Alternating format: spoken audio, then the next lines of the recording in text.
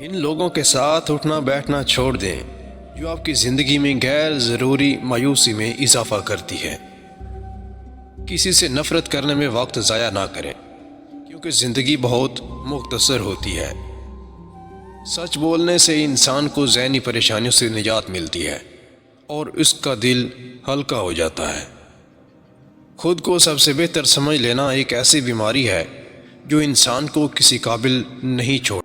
جو شخص تمہاری باتوں کو غور سے نہ سنے انہیں سننے کی تکلیف بھی نہ دو۔